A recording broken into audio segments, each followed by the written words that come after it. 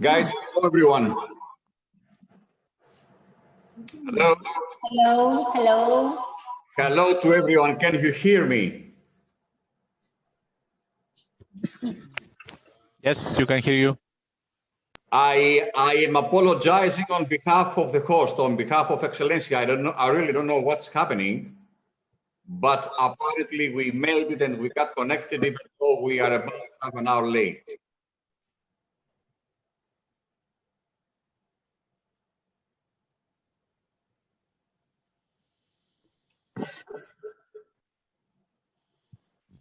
All right. There is a chat. A chat says, please let me know if you can hear me or if you can see me. I just hear you and see you.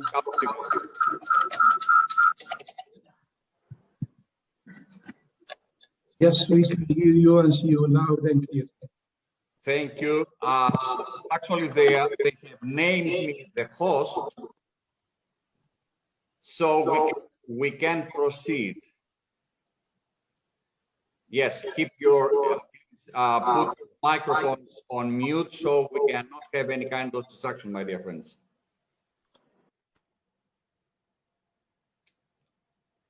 So let's wait for 1 second and 2 seconds, we can get started because we're already late.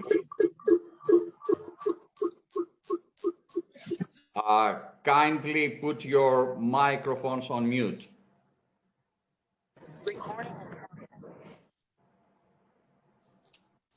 Yeah, there is an echo because of the microphones. We cannot, you cannot see me, Dimitri, I can see you.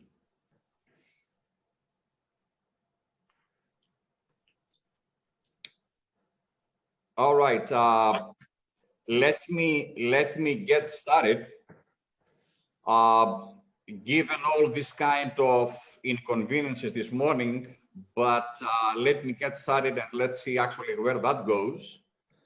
So apologies, it is not my fault, obviously. It is something happening with the host, with Excellencia in Tunisia.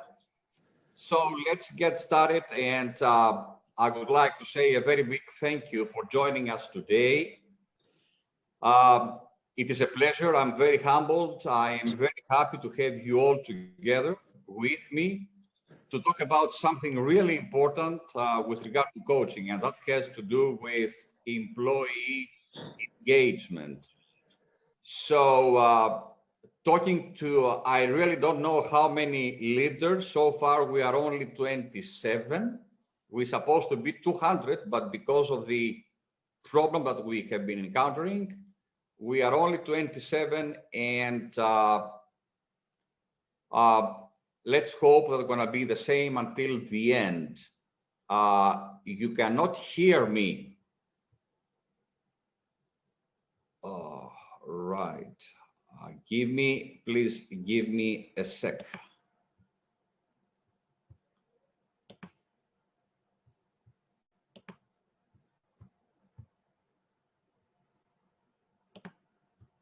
Okay. All right, let me share my screen and let's proceed immediately. We don't have that much time until, let's say, 4 o'clock. Let me share my screen and then we will be discussing this important issue of engagement and leadership coaching, and let's see actually where that goes. And I am just sharing. Hold on.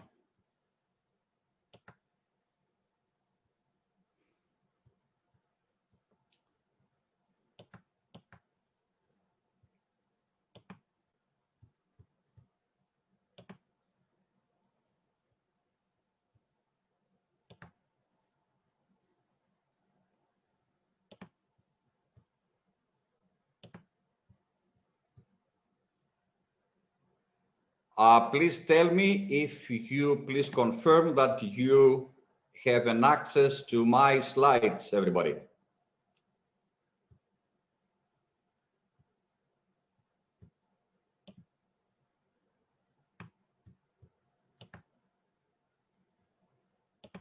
Okay, beautiful.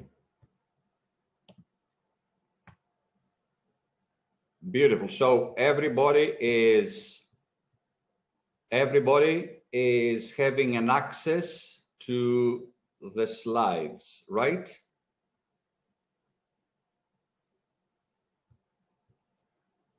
Just tell me, just share with me on the chat that you have an access.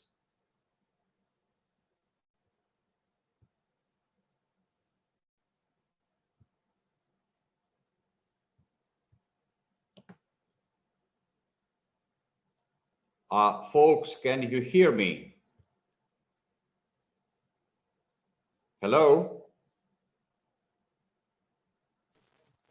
Yes, Andrea, we can see your slides. We can see your slides and hear you. Yes, it's all on the chat. This is wonderful, and thank you for so much, considering all those kind of difficulties we have been experiencing for the last half an hour. All right, so a very big thank you for being with me, for being with us today.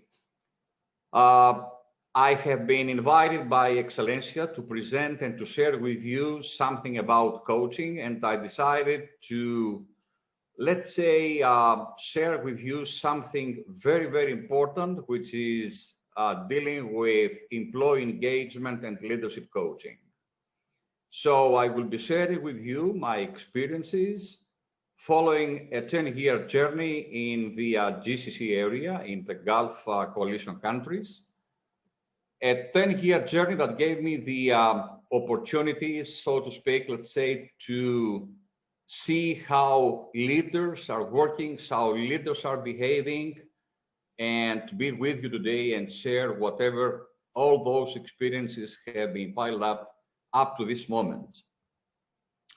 So I decided to come up with two images that are dealing with engagement, something that all of us have been encountering in our lives.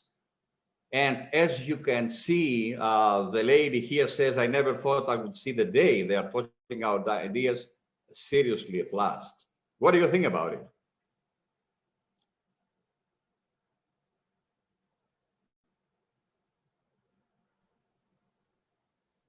Before getting to engagement per se, how many times haven't you seen reactions like that on behalf of the employees and on behalf of the leadership in the organization?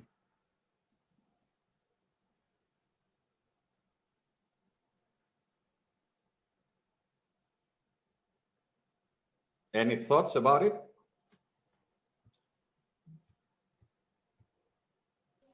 Very often. Very often, exactly. Yes. And on the other hand, we asked the employees for more feedback, but after reprimanding those who spoke up, none was forthcoming. Another major issue of not getting and having employee engagement really taken seriously by the boards or by the top management. So what we'll be doing for the next 20 minutes or so, and unfortunately I am forced to speed it up a little bit, I would like to share with you the agenda that I was planning to come up with and say that we will be working together through employee engagement, and we'll see what engagement is all about. We'll be discussing briefly something about leadership coaching, and we'll see how those things are interconnected. We'll see coaching as an engagement driver. We'll be discussing for some time the most impactful leadership coaching methodology, and we will be finishing up with some recommended assessments that I am using prior to any kind of coaching intervention. So that's supposed to be the agenda, my dear friends, my dear colleagues, and let me share with you what employee engagement is all about. But before getting to that, any thoughts about it? How would you describe, if you had the opportunity to say something about engagement, what would you say that engagement is? I would love to hear your comments.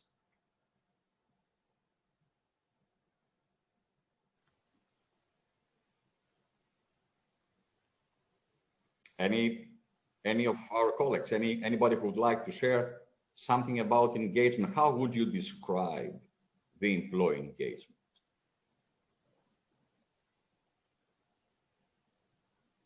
Yeah, hello. This is Mohammed Ahmed from Saudi Arabia.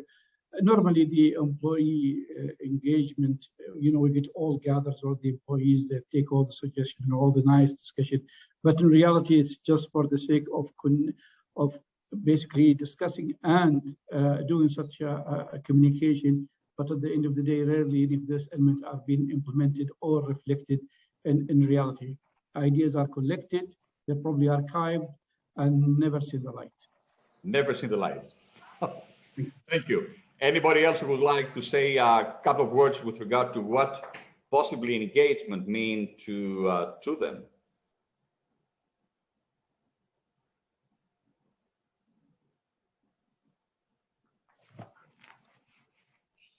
Anyone? It's a cultural piece, in my perspective. Yes, Mira. As in, you have people who are involved in a way where they feel motivated to come to work. They feel that they belong, that they are heard, and that they feel that they are part of the organization. And that's what causes them to be engaged. Super.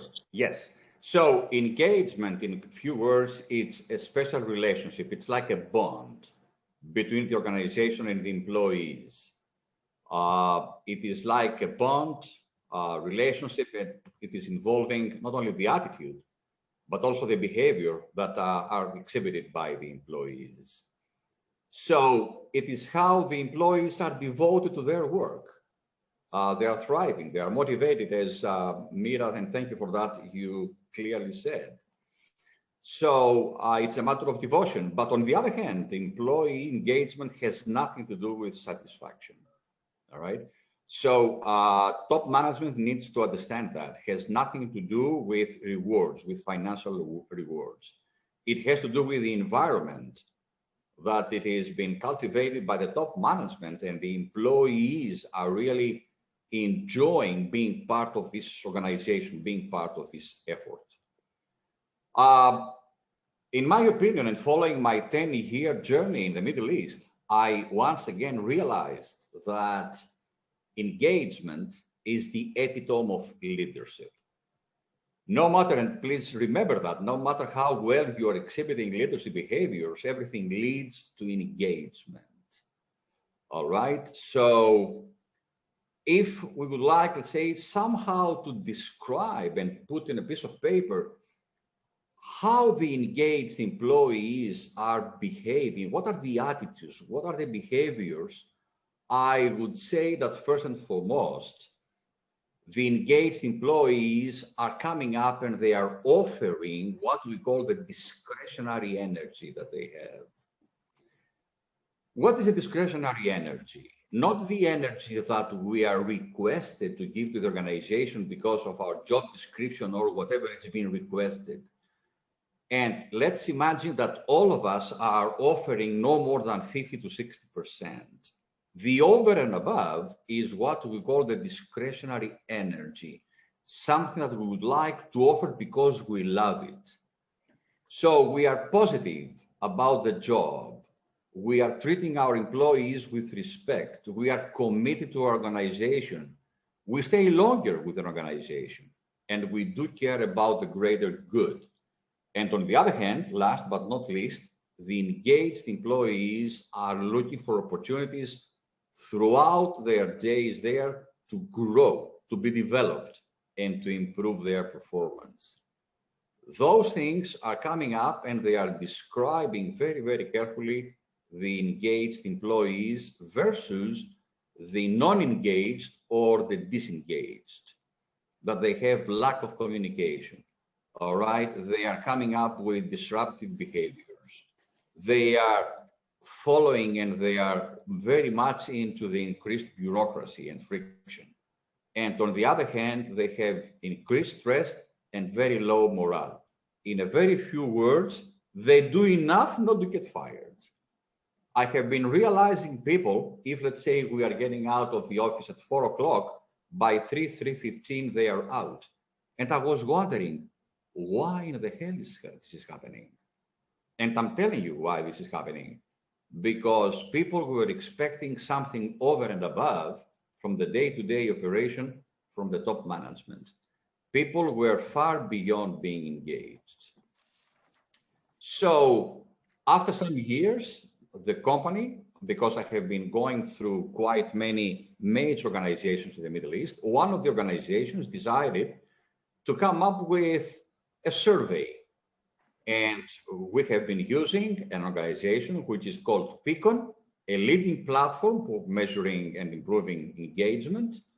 And we came up with some kind of results, really good results for the top management. If on purpose, I am not going and over all those bullet points, it's simply because this presentation will be sent to you either as a link or as an attachment to your emails. So don't worry if we are not going over the bullet points one by one in a very much detail. So no worries about that. So Peakon, or there are Culture Amp, there are so many companies around, they came up with a specific dashboard that I was lucky and I had the privilege of participating into the debrief of some of the outcomes with regard to Peakon, as far as one of the organizations it's a conglomerate that I used to work with. And we came up, as you can see, with regard to engagement 7.1. The board was a little bit unhappy. And then they decided to do something in order to reverse the level of the engagement. But it takes time. It takes effort, it takes time. You need to be genuine. You need to walk next to your employees and ask them, what do you think? How are we doing? How are we moving forward? What would you do?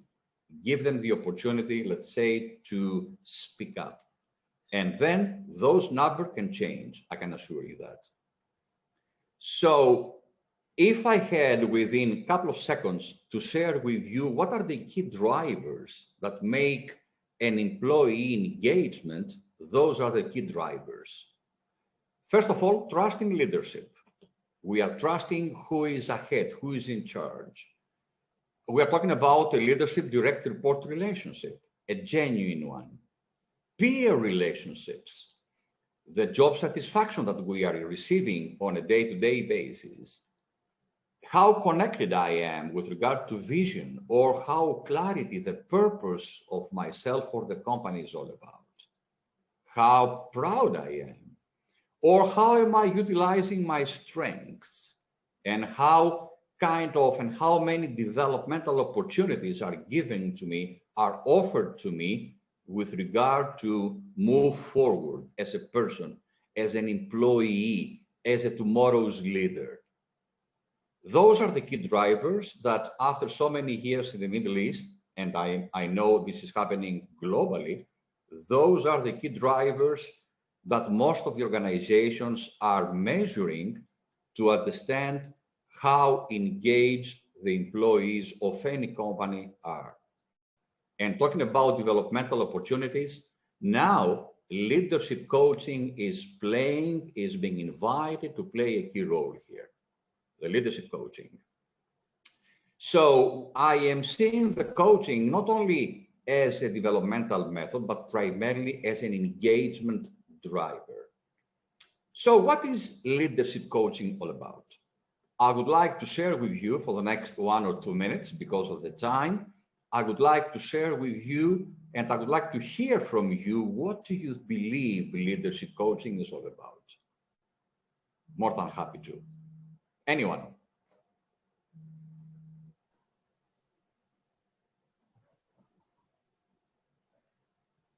My dear Passmore, yes. For me, leadership coaching is about assisting or giving support to a client or a subordinate so that he or she can move from point A to point B that the person has predetermined. Yes. So it's really about achieving their predetermined goals, and you support them to achieve that. And that's coaching.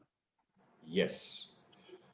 All right. So leadership coaching is the ultimate means in tailored leadership development and behavioral change. Coaching contributes to behavioral change, to the development of the people.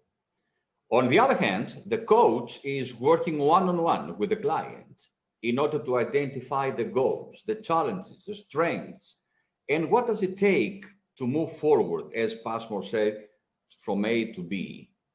So coaching, it's about a trusting partnership between the coach and the coachee in order to go ahead, in order, let's say, to have the client improve and sustain the performance as a leader. On the other hand, the coach needs to have some kind of credentials, you know. Believe me, there are, and I have met many people who are claiming to be a leadership coach or an executive coach. And I need to say that they have never been, let's say, into the entrance, into the door of any organization. But, you know, coaching is becoming very, very challenging. But the clients need to understand that the coach needs to be first and foremost certified by ICF, the leading, let's say, coaching association globally. At least he needs to be in the PCC level, in the professional certified coaching level, and have a solid working and coaching experience, a leading experience in a very major organization or many organizations globally in this very, very turbulent environment. Only then they're supposed to be a value added into the lives of our clients. And this is the role now that we need to play as leaders and, of course, as coaches. So when to use leadership coaching? We can use it when we prepare, let's say, the leaders, our clients, for career changes, when we're supposed to be next to them and deal with stress, crisis, change, when they're about to take a different role, when they're about, let's say, to be developed further, when they're about to reward and retaining key staff, and all of the above. Those are some key areas. What are the reasons why that leadership coaching can play a very, very crucial role into the further development of our clients? So what is my purpose, and what your purpose could be, either as an internal or an external coach for the years to come? My purpose, and I can assure you, I am still working on finding out, on realizing, following my 10 years in the Middle East, what my purpose is, and I am working on. So my purpose for now is to help successful leaders achieve a positive, a measurable change in their behavior that is sustained, acknowledged, and recognized by their own stakeholders. That's my purpose, is to have also engaged clients. So meeting my purpose, I am using Marshall Goldsmith, a well-known methodology, which is called the stakeholder-centered kind of coaching. For those people who really or might know Marshall Goldsmith, I can share with you that he is one of the gurus in leadership coaching per se. On the other hand, and in order to work, the coaching engagement should be able to last something between 12 and 14 months. Otherwise, you cannot expect a leader to change the behaviors. We are human beings. We need our time, all right? We need to go from step A to step B by realizing what's in it for me and then test it. So the coaching, the stakeholders center coaching, and I am saying that, I am calling that because the key role is being played by the stakeholders of the people. It's a very transparent process that guarantees measurable leadership growth. So who is being involved? The stakeholders. We're talking about implementation of change. We are talking about a follow-up to measure. I would be more than happy, not today, but one of the following days, and I will be sharing my presentation. My contact points are there. My purpose is to respond to every possible question with regard to the methodology of Marshall and how we can, within a year, let's say, measure the growth, the development, the progress, the success of our leaders. So at the end, the only thing that counts is leadership growth as perceived by the stakeholders. As you can see, I have all, because, you know, sometimes we need to be proactive, and in case we don't have the time, there is a short video for you to watch so you can have a clear idea of how this kind of pioneering methodology really works. So if I would like to go over very, very briefly, even though you have the opportunity to go over the video, first and foremost, we are determining the growth areas, 2 to 3 areas. How? Based on a 360 assessment and based on the interview with regard to stakeholders. So at that time, the coaching process begins. It can take 12, 14, maybe 16 months. It depends on the needs. And then a whole process begins by capturing the feed forward of the stakeholders, which is extremely important, by working on the action plan, the IDP of the people.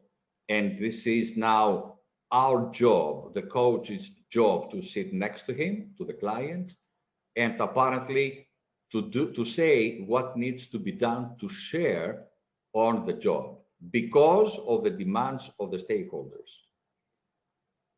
The role of the stakeholders is really crucial because at the end of the day, it is their own perception that really counts. And now what is the beauty of this methodology? That every 3 to 4 months, maybe sometimes 4 months, there is a survey that can be circulated to the stakeholders. So these guys can really share what is the progress of the leader. Proven results. 95% of the leaders who have been participating into this kind of methodology, they came up with some really good results. From 1 to 3, most effective, 55% really scored into this area. Many companies have been using for the last really many years the methodology of Marshall. Companies like Microsoft, Dell, Coca-Cola, 3M, you name it. Again, don't worry, this presentation will be coming up to you as a link or as an attachment to your email. Many benefits, sustainability of behaviors. After 14 months, the involvement of stakeholders really makes a difference. Time efficient, on-the-job training, on-the-job coaching.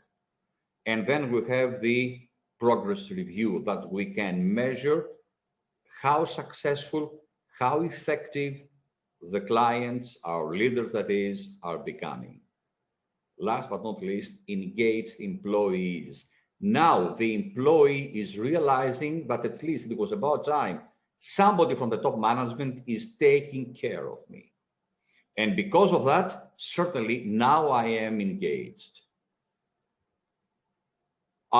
You can go and see, I have put together the benefits for the C-suite leaders, the benefits of HR directors. Some of you are into this kind of position, and of course for the leadership participants. You're gonna have all the time to go over it. And I'm so sorry, I really apologize for the inconvenience and not having the time to go over you, let's say, all these lines. Fantastic. But I am hoping next time we'll be together again. So prior to any intervention, I am using and I am advising you to use some kind of assessments. All right, because you can see so many nice things prior to any kind of coaching engagement. So if you're asking me, Andreas, okay, but what kind of assessment do you recommend? Certainly, I am recommending the Global Leadership Assessment. It is a very powerful with regard to leadership skills. I'm talking about 15 areas and behaviors. I am certainly recommending the emotional intelligence assessment. And of course, with regard to personality, I am using the Hogan. With regard to those three assessment tools, I am so proud and happy to share with you that I am a certified coach and a certified assessor. Remember, getting to the end, people may forget what you said and what you did, but never forget how you made them feel. Make your people feel good, that they are worth it. A pat on the back, remember, my dear friends, costs nothing to you, but means a lot to your people. Feeling gratitude and not expressing it, it's like wrapping a gift and keeping it for yourself. No, say hi to your people. Ask them how they are feeling, and I can assure you, they will be feeling great. So I would like to thank you, all of you, and each one of you for being with me, for being with us today. Once again, apologies for the inconvenience, but listen, it's a very small world. I know it's a very turbulent world, but we are together. You can see into my presentation that you can have all of my contact points. Please do not hesitate. Just give me a couple of minutes, drop me a message, drop me a line to prepare a cup of coffee and be with you. More than happy to discuss about leadership coaching, about the development of your clients, realistically. And once again, I'm feeling so proud. I have been to the Middle East for 10 years. And if I have the opportunity, I would do it again. I would like to thank you so much once more. Enjoy the rest of your day, and please keep in touch. Shukran, like we say in the Middle East. Thank you so much.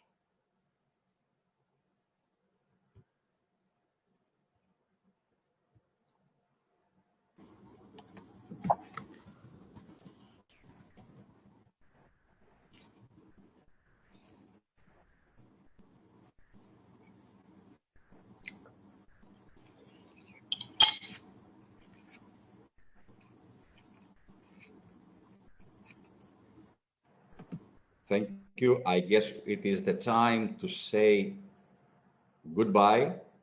And as I said before, thank you for everything, folks. Thank you.